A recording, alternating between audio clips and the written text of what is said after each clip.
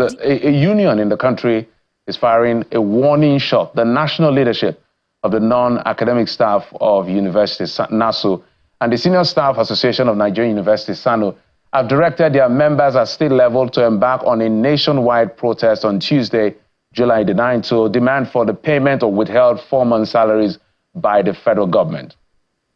In a statement jointly signed by the president of SANU, Mr. Mohammed Ibrahim, and that of SANU, NASS and SANU, rather, Mr. Peters Adeyemi, notes that their engagement with the Minister of Education and his counterpart at the Labour Ministry have not shown any convincing commitment on the part of government to pay the withheld salaries. The statement further directs all branches of NASS and SANU to mandatorily hold a general meeting tomorrow, Monday, July the 8th, 2024, to sensitize members on the development and the need to protest against the situation.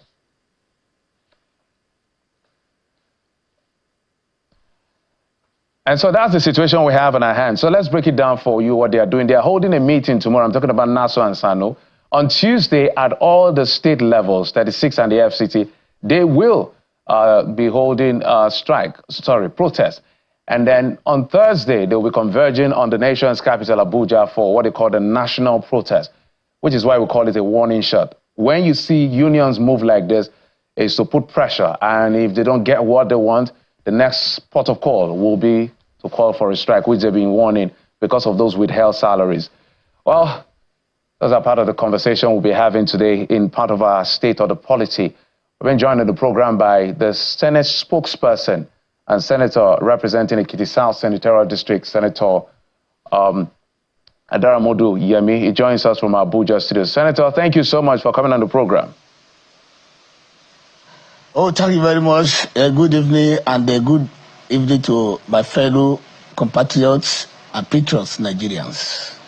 Senator, I think a good place to start is your take or reaction to what we have on our hands, which is the issue of this strike. We've seen intervention even by the National Assembly. Some has yielded results, some has not yielded results. In your view, as a quick take before we go to other issues, what can Nigeria do to make sure that issue of incessant strike, those words are deliberate because strike or protest happens everywhere, but this has been too repetitive within the academic sector. Yes, thank you very much, my very dear brother. Yes, we see it that this current agitation by NASS and SANU is just a cumulative from a former government actions and inactions. So it's not an occurrence that has been occasioned by the current government of President Bola Ahmed Tinubu. And then government is a continuum. And definitely it means that whatever SANU, NASS or ASU, whatever they are demanding for, are very genuine and germane. And protest or strike is a civil way of asking questions from employers, nay, the federal government. And we believe that the Federal Ministry of Education will not allow it to escalate. They will call them to a round table for them to judge. So instead of war. And then if there is any need for the National Assembly to come into it, as we have always been coming into such matters, then the National Assembly will come into it. And then I'm very sure that at the end of the day, the best solution to it will be found. That of ASU. That was how it was raised then. And then National Assembly, even at the night National Assembly, there were many times that the National Assembly legislators then had to even intervene. And where we were today, even where ASU is now, about maybe that kind of monuments and salaries that we had then, and I'm very sure that they have collected theirs, and whatever happens to that of NASS and SANU, I'm very sure that the Federal Ministry of Education will look at it, then do the needful where it is necessary. And by the time they come together this week, so if there's any need for the National Assembly to educate, to come into it, definitely we will come into it, because we represent the people put us here, and ASU and NASS and SAN members inclusive. So definitely we will not allow anything to fester.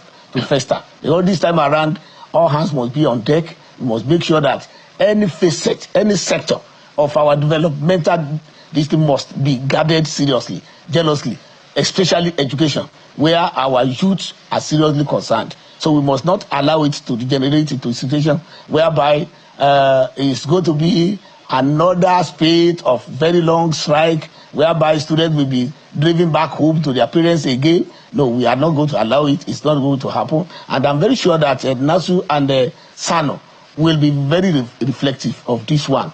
They are going to be very reflective, very patriotic. They have been very understanding.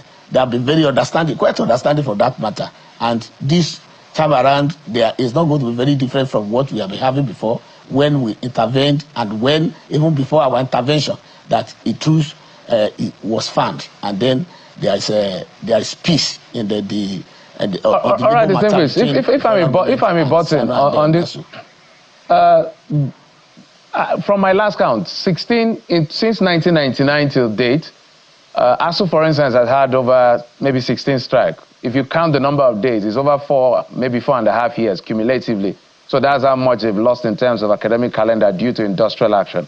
And the National Assembly, whether it's the House of Reps or the Senate, which you are seated in, are supposed to oversight this ministry. The language they use is that they are not seeing enough commitment that convinces them that the government is serious, both from the Ministry of Education and the Ministry of Labor. And we know what the budget looks like for the Education Ministry. So what can the National Assembly do to put pressure on government to attend to this as urgently as possible without necessarily waiting for it to fester? Because it festers before you come in. Yes, you know, like I said earlier before this question, this your question, is that, look, when a kind of situation like this is generated, maybe between ASU, NASU, SANO, and the Federal Minister of Education, we have to first of all wait.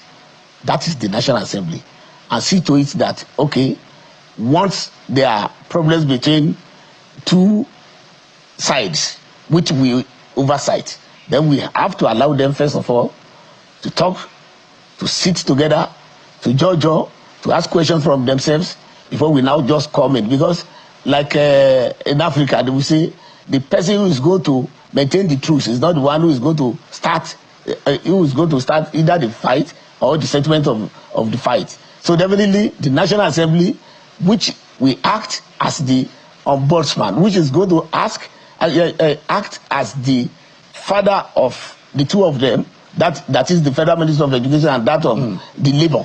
So definitely we are not going to start it. And this is the 10th Senate. This is the 10th National Assembly. So the 10th National Assembly was not the assembly that was there when, since 1999, there had been strikes or whatever. So this is the 10th National Assembly. And 10th National Assembly is where we are now. And that is the assembly that I'm talking on behalf of. And for us, since we have started last year, which is just about 1 year ago now, so you will know, you will follow the trend that whenever there is any dark kind of skirmish between either the Labor and then the federal government, we had always been coming in. Even the issue of NLC, we had come in. Even the issue of minimum wage, we are coming. And why did we come in? And is that we need stable polity. We need stable economy. We need even stable politics, where we even practice politics to bring us to the National Assembly. So we need it, even despite the fact that we are expecting the executive to come to us to give us an executive bill, whereby we are going to enact or promulgate a law that will establish the national minimum wage. We have even dabbled into it. So definitely the 10th National Assembly is very different from the other assemblies that are becoming when within what you said, 4.5 years, within about 25 years, that there have been strike here and there. But for us, if I may button, sir, we have never I understand. I'm sure we understand you perfectly. I have my reason for asking that question, and this is why. We've had conversation across board with some of these unions and all of that. The reference is always to the National Assembly most of the time. When government comes to them and say, look at the fiscal challenges we're having, for the demands you're making, we could prorata, or we may not be able to pay, or whatever reason the government will give. They come back and say, members of the National Assembly go home with humongous amounts every month, and they don't know what they are doing as professionals in their own field, in their own right, with due respect to the National Assembly. So the question is the National Assembly sometimes sitting down to look inwards to ask themselves, why do people always refer to distinguish? Just hold on. Why do people always refer to us? Is there something you can do in terms of cutting costs of your own institution so that we can, transfer some of this money to attend to other issues? Just to be mild on this one. Yes, thank you very much, my great brother. Look, we have 3 arms of government. There is the legislative arm, there is the executive arm, and there is the judiciary. Now, these 3 arms, they have their separate budgets. The budget of executive, that is where the issue of Minister of Education takes their own. That of the judiciary is where the courts and the other agencies under the judiciary takes their own. Then that of the National Assembly is for the legislation. And so our budgets do not interwoven. So what is due to the legislation will not be used as a sacrifice to the executive. And then the issue at hand is about allowances and salaries of SANO and NASS members, which is not embedded in the budget of the National Assembly. So if they're asking for what belongs to them, I don't think it is the National Assembly that will now use their own emoluments or whatever, either overhead or capital, to satisfy that. So for this, don't let us mix all these things together. Now let us go straight to the issue of NASU, ASU, and SANO. Then ASU had been maybe answered to a very large extent. Then it now remains NASU and SANO. So now let us sit down to talk to NASU and SANO with Federal Ministry of Education. So if there's whatever we can do to make sure that there's not going to be any kind of labor dispute, that is where we are now on this one. The thing so which, if I may button, of saying that if I may button, sir, or a House of Representatives member, for him not to take a salary, that we have to use that salary to pay an arrears for a lecturer. No, distinguish. We're not mixing. Just my apologies. There are salary components. There are salary components. There are salary components in the budgets of the Federal Ministry of Education, which had been appropriated appropriately. And that all right, distinguish. I don't want us to mix the issues. And NASU people will now. Nobody is trying to take your salaries. Let's be very clear. What are you saying? What are you saying? Nigerians, what are you saying? Nobody is trying to take your salaries. Nigerians say that the National Assembly members, you're earning the money you're getting for the job you're doing is too much. It is time to scale down and cut costs. So let me ask you a straight question. Please. Because most of the hold on, distinguished. Just hold on. Mr. Journalist, Mr. Journalist. Before you go on, Mr. Journalist, you are a journalist. Mr. Journalist, you are a journalist. Before a journalist can allege and agree and ask a question, then it means that you have done a great investigation.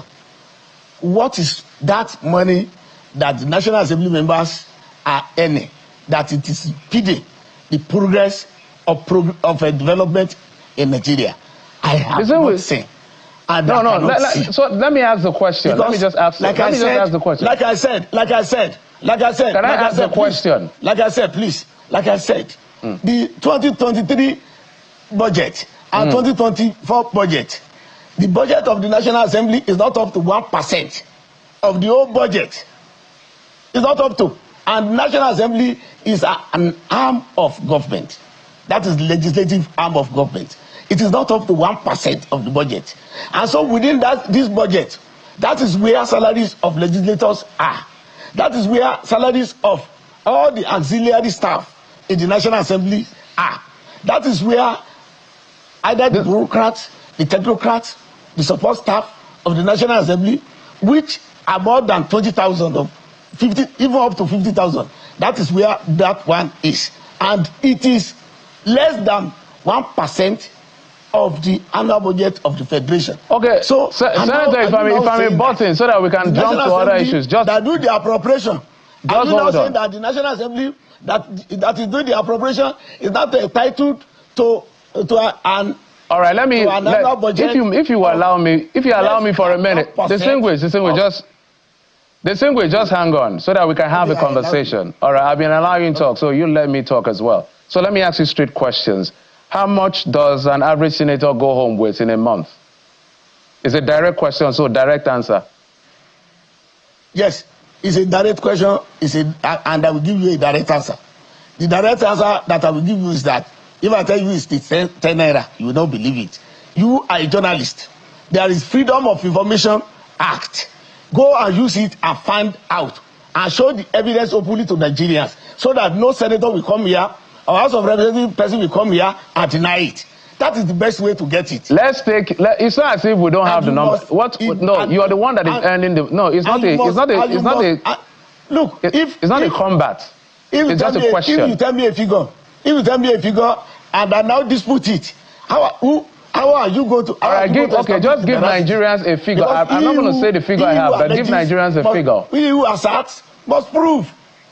Your money is public money. We know how appropriation is done. It's a simple question. How much do you earn? Nobody's going to doubt your position. When my brother, when something becomes controversial, then the third party, which you are, the journalist, which you are now supposed to establish the veracity. You have to establish the truth. Please use that act, get to it, and just present it to Nigerians that this is what a House of Assembly, a House of Representatives, and the Senator hands. Not allegations, because at times. Distinguished, I don't want to belabor the issue. I knew why I asked that question. I know the budget of the National Assembly. We know how these expenditures are done. I wanted it to. You are the spokesperson of the Senate, so it's within your right to help us understand the things we don't know. So if we don't have that information, which we do, we'll ask you. Whatever you don't know, you cannot bring somebody, an offender, to the court, and you are now asking from that offender to provide you with the evidence. There is no offender. Senator, so since the National Assembly member there is no offender here. I'm not going to divulge. So let's move on. Let's move on. Assembly to provide you with the evidence. Is it possible? The evidence that is going to provide is going to be an evidence that will support his own story. So please. So let me just ask you a question. That will not support his own story. Let me just ask you a question, distinguished. I want to move on so that I don't belabor the issue. I knew why I asked that question, and I know why I wanted a response from you, but you refused to answer the question. I'm going to come back to it. But let me ask you, isn't it time? Hold on. Hold on. Hold on. Please. Hold on. No. I am the one asking questions. Journalist. I want us to belabor it. I want us to rest this thing once for all. I want us to rest it once for all. Distinguished, hold on. The media people that can help us. It is you that can help Nigerians. Absolutely. That can help Nigerians. All right, so I want to ask you. Freedom of Information Act. It's okay. Hold on. Distinguished, can you just hold on? Write a letter to us. In fact, to the office of the clerk of the National Assembly. Ask. Can I ask my question now, distinguished? Ask. Can I? Good. Isn't it time for us to begin to look at cutting cost of governance, which is actually the core of my question? I'll tell you why. If you look at what's going on in Kenya, it's a clarion call to the continent. Young people rose and they are demanding accountability. Simple economics says that when there's scarcity, we optimize. And by optimizing, we prioritize. On the scale of preference, we take out the things that are not necessary, at least that I don't need, that are not want, and we attend to things that I need. So in your view, despite your argument about your money and your payment, isn't it time for us to begin to cut costs from the side of government? Thank you very much, my journalist. My name is Jeffrey, by the way. I'm happy that the government of President Tinubu has started to cut costs already by making sure that some agencies, some departments are arrested. Even some institutions are arrested so that we can streamline any agency, any department, any institution which have the same maybe roles assigned to it with other existing MDAs, that they are now streamlining them to one. So that one is a major way of cutting costs.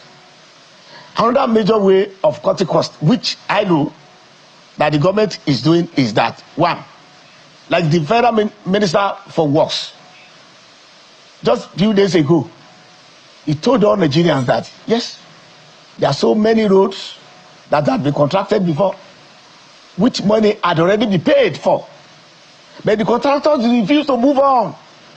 The contractors moved on to the sites. They did suka job, and they went away. That they are going to revoke. The only thing is that don't revoke a loan.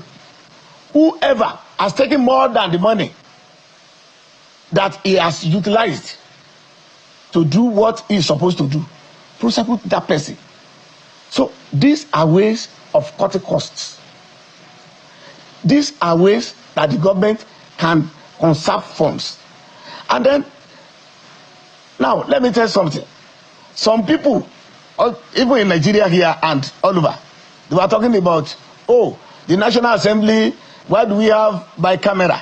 Why do we have House of Representatives? Why do we have the Senate? That why can't we have only one? I said, okay, it is not bad.